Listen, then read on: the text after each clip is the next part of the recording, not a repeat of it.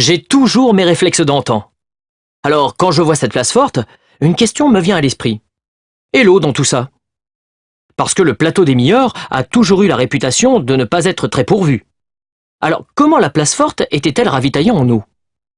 Vauban a tout simplement été chercher l'eau chez les voisins, à Églier.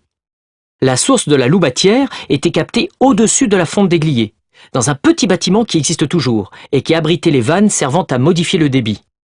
De là, l'eau était acheminée jusqu'à la place forte par des bourneaux, des troncs de mélèze évidés, emboîtés les uns dans les autres et enterrés pour les protéger des intempéries. Les canalisations pénétraient dans la place forte grâce à un petit aqueduc de pierre qui traverse le fossé des fortifications. L'eau reste pourtant le point faible de Montdauphin, car en cas de siège, l'eau peut être facilement coupée. Aussi, une grande citerne est-elle construite, près de la caserne Binot.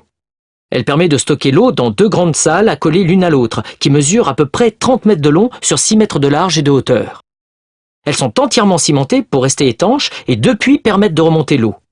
En cas de siège, cette citerne permet d'assurer les besoins en eau pendant 2 mois. Elle sert ainsi de complément aux citernes des maisons individuelles. Quelle ingéniosité!